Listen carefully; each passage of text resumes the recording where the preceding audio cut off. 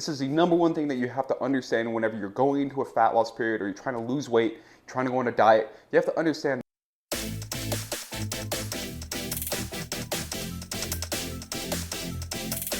What's going on, YouTube? My name is Max. Today we're going to be going over what are the top mistakes that is keeping you from having a successful diet. And before we get into it, please don't forget to subscribe. It helps the channel so much. And with that, let's get into it. Now, this is a pretty passionate subject for me personally because over these past couple years, I've lost about 130 pounds and it's really changed my life. And with that, there's been a lot of people who've came to me for diet advice, questions on how I lost the weight, how they can lose weight, and hearing all the stuff that they've said that they've tried. And I just want to really try and clear up some of those things that I've heard, some of those misconceptions, make dieting easier for you guys, make you all understand what you need to do and what you should not be doing. All right, the first biggest reason why diets are not working for you is because you're over restricting yourself. I see this way too many times with too many different people where they go into a diet and they think all I can do is eat chicken, rice, broccoli. We're gonna be that's the whole time. That's everything I'm gonna eat for 6 weeks, or I'm just gonna eat salads, or I'm just gonna eat, some really health food, right? I'm gonna do a juice cleanse, and it's all these things that are super restrictive. And so there's some stuff like this where you just over restrict yourself like crazy, and sometimes you'll even lose the weight with these diets. But the problem is, after the 2 weeks of you doing an insanely difficult diet, as soon as the diet's over, you end up gaining all the weight back. You can't consistently eat 500 calories. You can't consistently only eat chicken, broccoli, and rice for the rest of your life, right? Because whenever you go into a diet, you shouldn't be going into a diet just to lose the weight for, oh, I'm just gonna lose it for 2 weeks, or I've got a trip that I've gotta go on. You should be looking to do this stuff where it's a lifelong pursuit. Yeah, you should be able to looking to just keep the weight off. You don't wanna put the weight back on immediately, or you don't wanna gain even more weight back. For example, like with me at least, with my diet, it's one of my favorite cutting meals whenever I'm on a cut or a diet, whenever I'm trying to drop a few extra pounds, or whenever I dropped my 130 pounds, was big protein Oreo shakes, which had 2 to 4 actual Oreos in them. And it made all the difference. And it's one of those things where sometimes people look at a certain food like Oreos, chips, whatever it ends up being, they demonize it saying, oh, you can't have that on a diet, you're gonna die. You're not gonna gain weight, you're gonna get fat eating Oreos, but that's not the case. As long as you're eating in a caloric deficit, that's really all that matters on a diet. There's other stuff that makes dieting a lot easier when it comes to building muscle mass and stuff like that make diets much easier, which I'll talk about later in the video. But you can really, as long as you're in a caloric deficit, you're gonna lose weight. It doesn't matter if you're having, McDonald's, it doesn't matter if you're having all this other stuff. As long as you stay in your caloric deficit, you will lose weight. One of the next things that I see happen all the time with these diets is it's just boring. The meal plans that somebody gets from a trainer, or they look up online, or they say they're only gonna eat salads, it's just boring. Like, this comes back to the thing, you're not gonna wanna eat like that forever. Even if you're doing a 2-week plan, you will get bored of what you're eating normally after a few days. Most people don't like eating the same thing 2 days in a row, much less for 2 weeks or 2 months in a row. So you really have to learn how to spice things up, add different sauces, different marinades, different spices, cook different types of food. You can have, whether it's figuring out how to make protein pancakes, stuff like that. Figuring out how to take your favorite foods and turn them into something that is more high in protein, low in calories. And if you guys do that, then you can eat your favorite foods while still being on a diet. Now, I can definitely understand not wanting to cook those kind of like fancy, no, I won't say fancy, but different types of foods, right? Like if you're making either whether it's protein pancakes, or if you're trying to recreate something I do a lot is I do like protein peanut noodles with chicken. So stuff like that, when you try to recreate it, sometimes a little bit more of a pain to make, which I can completely understand, which is why I honestly mostly nowadays still eat just chicken and rice or chicken potato, stuff like that. But I still add different sauces or different spices, different marinades, something to still change up what I'm eating. And then if I ever do have a big craving, then I'll set aside some time where like, okay, I'm gonna make a anabolic recipe of whatever it is, make it still taste really good, and then I kill that craving, and then I can go back to eating how I was beforehand. So you can still swap stuff up and still have those cheat meals, even though they're still on the diet, while still losing weight. Another one I see all the time is people are over-exercising like crazy. They'll start doing immense amounts of cardio to compensate for the fact that they still want to eat bad on their diet. This is actually what inspired me to make this video. It was a couple days ago. I was talking to a friend at work, and she had a kid, and now she's trying to lose weight she gained while she was pregnant.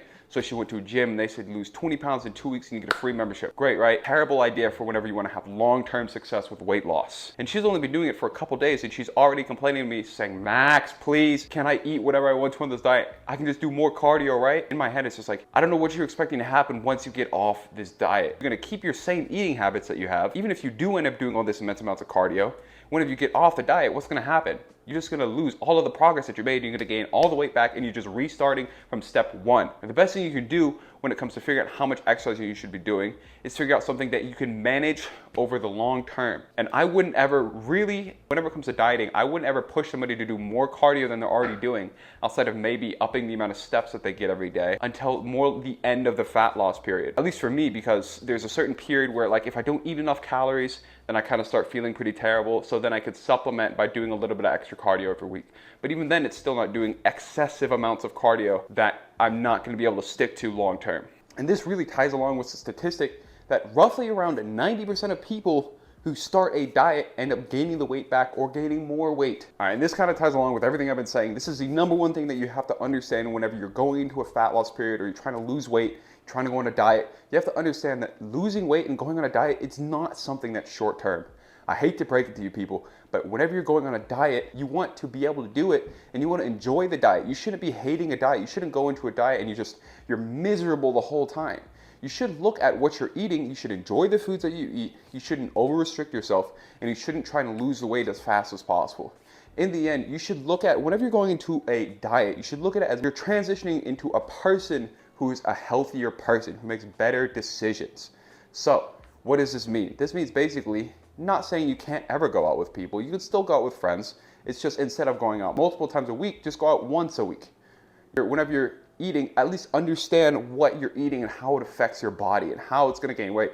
Like for me, this has been one of the biggest things that helped me lose 130 pounds was I can remember not that long ago, like 3 years ago, there was like a giant bag of cookies and I just ate the whole bag of cookies and it didn't even cross my mind that I'm gonna gain weight from it, right? I was already a fat and I didn't even realize that that would actually make me gain more weight. Like it didn't even compute in my head. But now when I see cookies or I see dessert, whatever it ends up being, I'm like, I look at that and I know this is probably not the best for me, but if it's a special occasion or I'm going out with people for the first time in a while, or I've been really good on my diet for a while and I want to have myself a cheat meal, then I can understand that, yeah, it's not going to be great, but as long as I get back on the horse tomorrow, I'm going to be fine. So it's making those good decisions.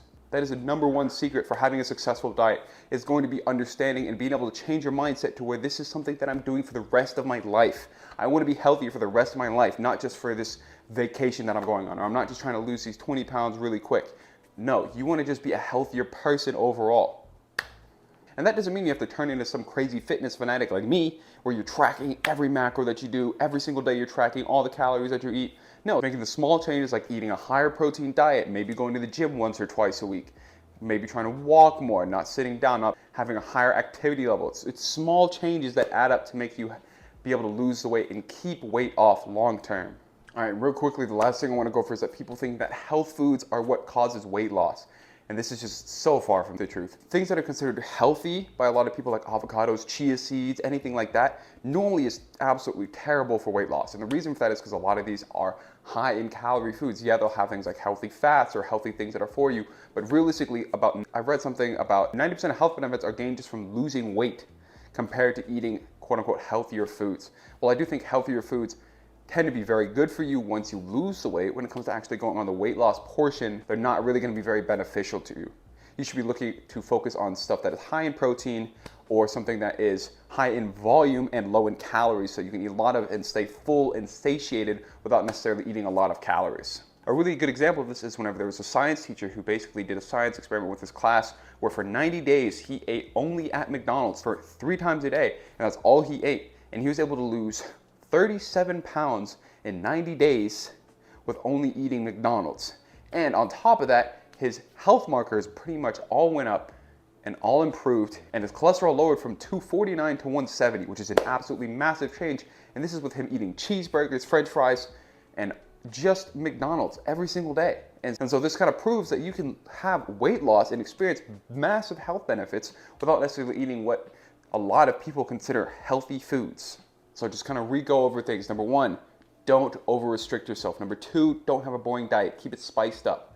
Number 3, don't do an excess amount of cardio or an excess amount of exercise to compensate for the fact that you're eating poorly on your diet. And number 4 is understand that it is a complete lifestyle change. You have to understand that it's not a short-term process, but a long-term one for the rest of your life in order to keep the weight off and live a healthier lifestyle. This is why I also believe that the best diet is the diet that works for you. All right, y'all. Thanks for watching. If you guys like this fitness content, please don't forget to like, comment, subscribe. I'll talk to you in the next one. Peace.